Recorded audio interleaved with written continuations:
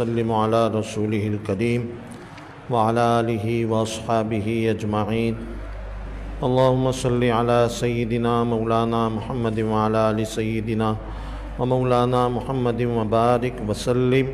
صلاة وسلاما كثيرا كثيرا۔ اللہ رب العزت کی توفیق اور مہربانی اور اپنے بزرگوں کی دعاؤں سے آج سورہ حجرات سے لے کر اور سورہ رحمان تک کا خلاصہ بیان کیا جا رہا ہے۔ حجرات یہ جمع ہے حجرے کی، اور حجرہ کہتے ہیں چھوٹے سے کمرے کو، کہ نبی کریم صلی اللہ علیہ وسلم نے اپنی تمام ازواج مطہرات کے لیے الگ الگ ایک کمرہ بنایا ہوا تھا، اور ساتھ ساتھ تھے بالکل، ان کو کہتے ہیں حجرات۔ تو اللہ رب العزت نے اس صورت میں ان حجرات کا تذکرہ فرمایا کہ ایک دیہاتی لوگوں کا کچھ قافلہ آیا تھا، اور وہ نئے ایمان لائے تھے، نو مسلم تھے، اسلام کی تعلیمات سے واقف نہیں تھے پوری طرح، صرف ابھی ایمان لائے تھے۔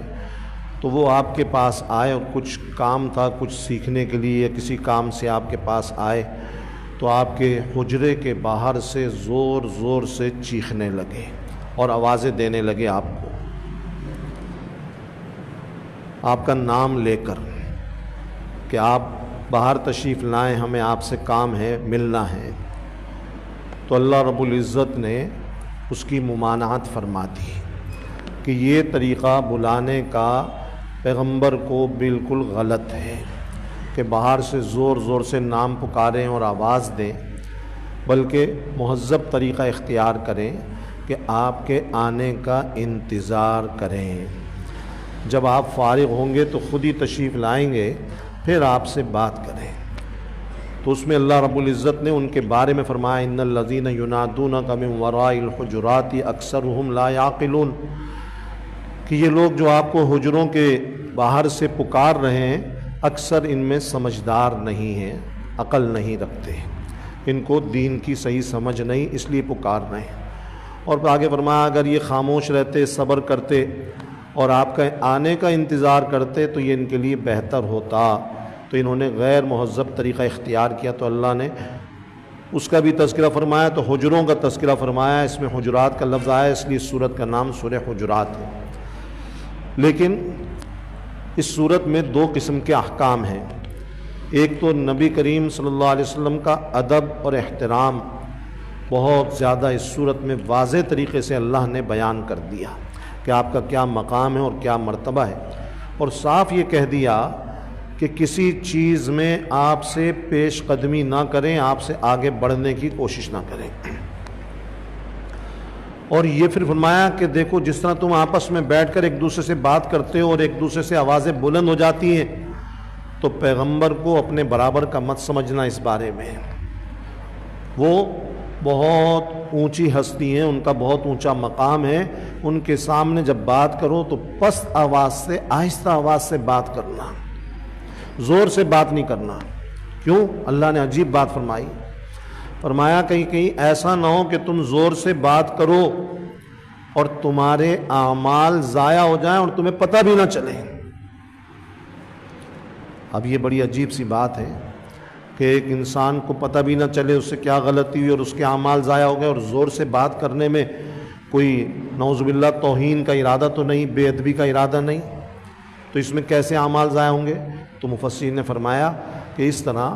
کہ بعض اوقات جب آدمی زور سے، بلند آواز سے، زوردار لہجے میں بات کر رہا ہوتا ہے، تو پیغمبر بھی ایک بشر ہے، انسان ہے، ان کو بھی کسی کے لہجے سے، کسی کی آواز سے تکلیف پہنچ سکتی ہے، اور جب ان کو تکلیف پہنچے گی اور اذیت پہنچے گی تو یہ بہت خطرناک ہے کہ پیغمبر کو اگر تکلیف پہنچ گئی اور بہت زیادہ پہنچ گئی، ان کا دل دکھ گیا، تو کیا ہوگا؟ اس پہ وہ آدمی گویا کہ گستاخی کا مرتکب ہو جائے گا ایک درجے میں، چاہے کافر نہ ہو لیکن اس کے اعمال ضائع ہونے کا اندیشہ ہو جائے گا، اس لیے کہ جو پیغمبر کو تکلیف دے گا اس کے اعمال ضائع ہو جائیں گے۔ اس وجہ سے اللہ نے فرمایا کہ پیغمبر کے سامنے آہستہ آواز سے بات کرو۔ تو صحابہ کرام پھر اس کے بعد بڑی احتیاط کرتے تھے۔ اور اس میں یہ بات بھی یاد رکھیں کہ مفسرین نے یہ لکھا ہے، سارے علماء نے لکھا ہے کہ آج کے زمانے کی جو مسجد نبوی ہے، جتنی بھی اس میں توسیع ہو گئی آج یا آئندہ مستقبل میں جتنی توسیع ہوگی، چلتا رہے گا توسیع کا سلسلہ، بڑھتی رہے گی، تو پوری مسجد نبوی کا حکم یہی ہے۔ کیا حکم ہے؟ کہ نبی کریم صلی اللہ علیہ وسلم اپنے روضہ شریف میں آرام فرما رہے ہیں اور آپ وہاں پر حیات ہیں۔ سارے انبیاء اپنی قبروں میں حیات ہوتے ہیں، اور جو کوئی آپ کے پاس آتا ہے سلام کرتا ہے، آپ اس کو دیکھتے ہیں، اس کے سلام کو سنتے ہیں اور اس کے سلام کا جواب دیتے ہیں، اور وہ آپ سے دعائے مغفرت کی درخواست کرتا ہے تو آپ اس کے لیے دعائے مغفرت کرتے ہیں۔ اس لیے آپ وہاں پر حیات ہیں، آرام فرما ہیں۔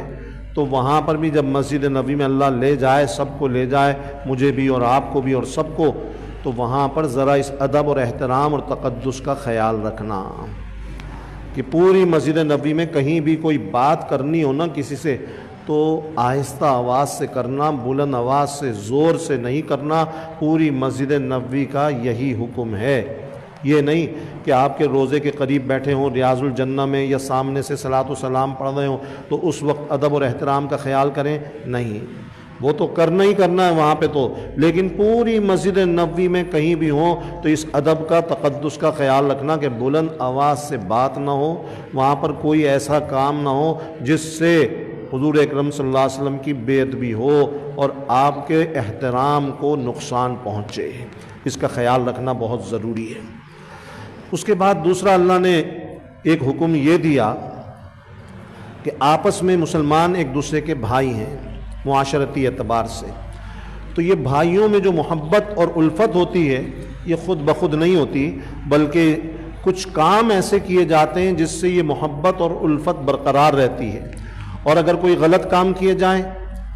آپس کی معاشرت میں، برتاؤ میں، سلوک میں، تو پھر کیا ہوتا ہے؟ یہ محبتیں کم ہونا شروع ہو جاتی ہیں۔ تو اللہ رب العزت نے پہلے تو یہ بتایا کہ سب مسلمان، یہ نہیں کہا کہ تمہارا جو سگا بھائی ہے وہ بھائی ہے، جو تمہارا رشتہ دار ہے وہ بھائی نہیں، فرمایا کہ مسلمان کسی قوم کا ہو، کسی ذات کا ہو، کسی زبان کا ہو، کسی علاقے کا ہو، کسی صوبے کا ہو، کسی ملک کا ہو، یہ مسلمان آپس میں بھائی بھائی ہیں، اور مسلمان عورتیں آپس میں بہن بہن ہیں۔ تو کیا کریں؟ آپس میں پھر اس چیز کا خیال رکھیں کہ ان کے کسی قول اور فعل سے دوسرے کو اذیت اور تکلیف نہ پہنچے، ورنہ یہ اخوت کا رشتہ خراب ہو جائے گا۔ اور اللہ کو یہ پسند نہیں، اللہ تعالیٰ کو یہ پسند ہے کہ مسلمان آپس میں ایک دوسرے سے محبت رکھیں، جوڑ رکھیں، ایک دوسرے کا خیال رکھیں، ایک دوسرے کو اپنا بھائی سمجھیں، جیسے سگے بھائی کو بھائی سمجھتے ہیں اس طرح ایک دوسرے کو بھی بھائی سمجھیں۔ تو اللہ رب العزت یہ چاہتے ہیں، اللہ کو پسند ہے، اس لیے اللہ نے وہ کام جو آپس کی اخوت اور محبت کو خراب کرنے والے تھے، محبت کو کم کرنے والے تھے، صاف طور پہ ایک ایک کام کا تذکرہ کر کے اس سے ممانعت کر دی کہ دیکھو ایسا نہیں کرنا، استہزاء اور تمسخر نہیں کرنا، مذاق نہیں اڑانا، ایک دوسرے کے عیب تلاش نہ کرنا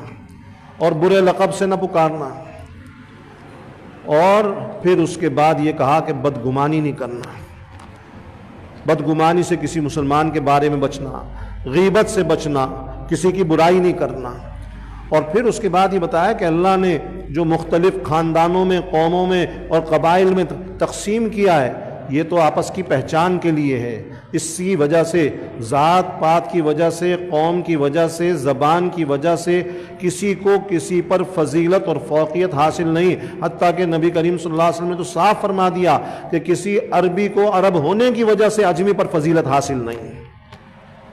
کہ وہ عرب ہے اس وجہ سے فضیلت نہیں، کسی کو فضیلت حاصل نہیں، بلکہ فضیلت کا معیار اللہ رسول کی نظر میں زبان نہیں ہے، قوم نہیں ہے، علاقہ نہیں ہے، صوبہ نہیں ہے، ملک نہیں ہے، ذات پات نہیں ہے، بلکہ کیا ہے؟ تقویٰ ہے،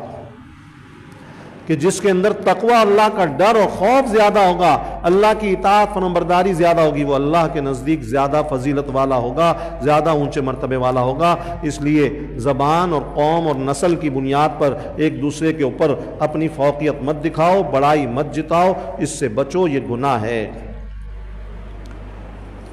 پھر اس کے بعد سورہ قاف ہے، وہ بھی مکی صورت ہے، جس میں عقیدہ آخرت کا اللہ نے جنت اور جہنم کا خاص طور پر بڑا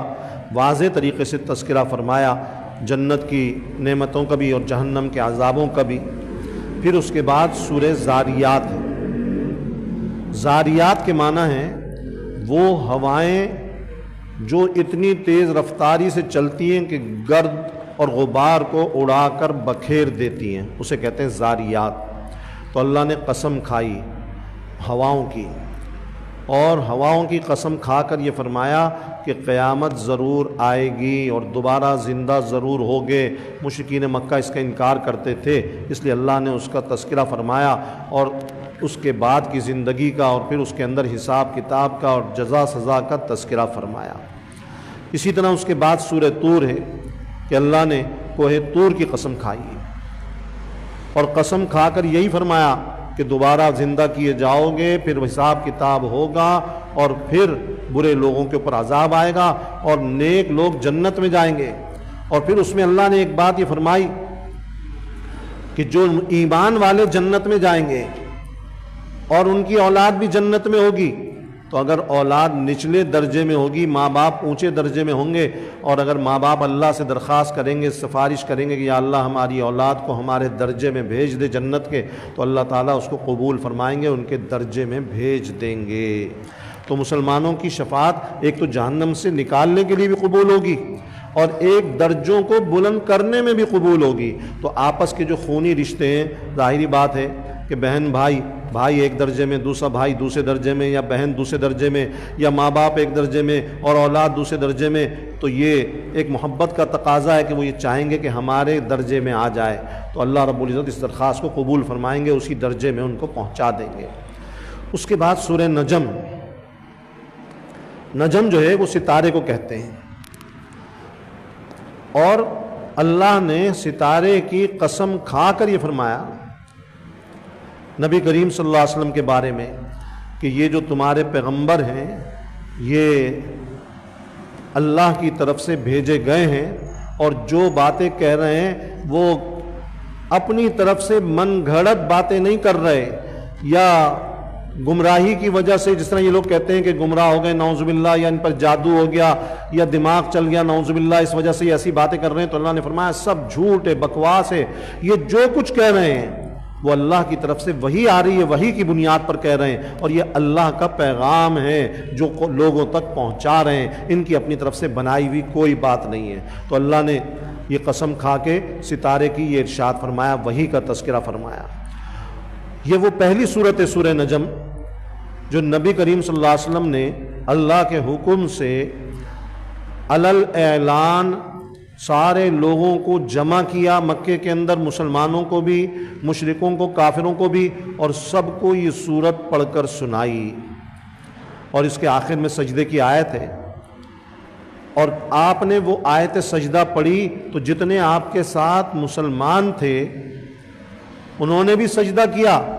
اور مشرک بھی اللہ کی طرف سے ایسے مجبور ہو گئے کہ مسلمانوں کو دیکھ کر وہ بھی سجدے میں گر گئے۔ اس سورت کے اللہ نے ایسے مضامین بیان کیے جو حضور صلی اللہ علیہ وسلم نے سنائی کہ سن کر ان میں اتنا اثر ہوا، ایمان تو نہیں لائے، اللہ کی وحدانیت کے قائل نہیں ہوئے، بت پرستی نہیں چھوڑی، لیکن بس سجدے میں گر گئے۔ تو یہ سورت وہ سورت ہے، اس میں اللہ رب العزت نے یہ تذکرہ فرمایا کہ نبی کریم صلی اللہ علیہ وسلم نے حضرت جبرائیل علیہ السلام کو بھی دیکھا ہے، اصل شکل میں 2 مرتبہ دیکھا ہے، اور اس کے علاوہ جب آپ معراج میں تشریف لے گئے تو وہاں بھی آسمانوں پر اللہ رب العزت کی آپ کو زیارت ہوئی، اور وہاں بھی اللہ کے دیدار سے مشرف ہوئے۔ اس کا بھی اللہ نے اس میں اشارتاً تذکرہ فرمایا، مفسرین نے اس سورت کی تفسیر میں اس کو بھی ذکر کیا ہے۔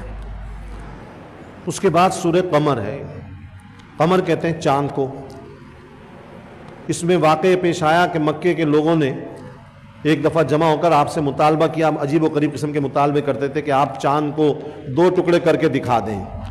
تو ہم مان لیں گے، آپ پر ایمان لے آئیں گے۔ آپ نے اللہ رب العزت سے دعا کی، اللہ نے دعا قبول فرمائی اور فرمایا ٹھیک ہے، آپ انگلی سے اشارہ کریں جب چاند بالکل اوپر آ چکا ہو اس وقت، اور ان لوگوں کو جمع کریں اور دکھا دیں۔ آپ نے ان کو جمع کیا اور انگلی سے اشارہ کیا، چاند کے 2 ٹکڑے ہوئے، ایک ٹکڑا پہاڑ کے اس طرف چلا گیا، دوسرا پہاڑ کے اس طرف چلا گیا،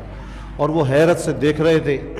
بار بار آنکھیں مل رہے تھے کہ ایسا تو نہیں کہ ہمیں دھوکہ ہو رہا ہے یا کوئی جادو ہو رہا ہے، کیا ہے، لیکن ایک دوسرے سے پوچھ رہے تھے تمہیں بھی نظر آ رہا ہے؟ وہ کہتے ہیں ہاں ہمیں بھی لگ رہا ہے، بالکل صاف نظر آیا۔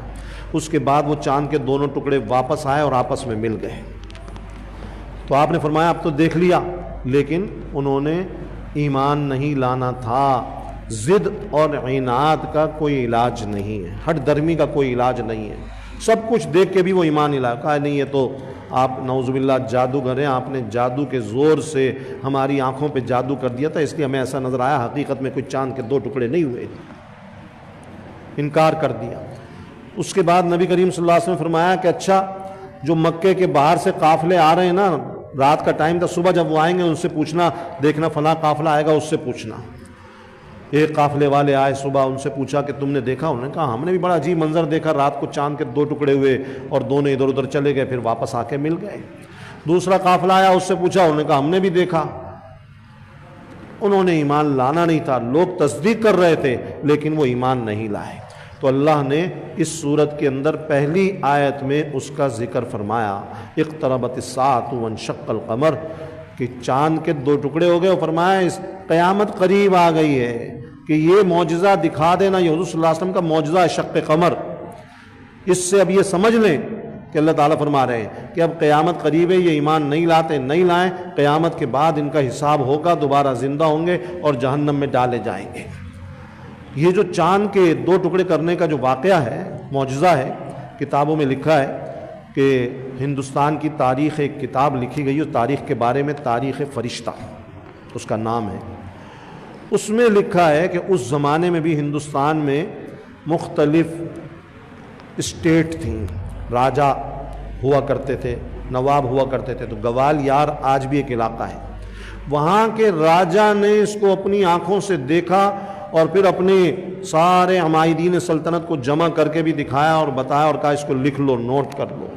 اور اس کو لکھا گیا، نوٹ کیا گیا، اور وہ بعد میں چلتا رہا، اور پھر وہ اس ہندوستان کی تاریخ جو فرشتہ ہے، تاریخ فرشتہ، اس میں یہ واقعہ لکھا گیا کہ گوالیار کے راجہ نے بھی دیکھا چاند کے 2 ٹکڑے ہوئے تھے۔ اس کے بعد سورہ رحمان ہے۔ یہ سورت بڑی عجیب و غریب سورت ہے کہ اللہ نے اس سورت میں اپنی نعمتوں کا جو انسانوں پر بھی فرمائی اور جنات پر بھی،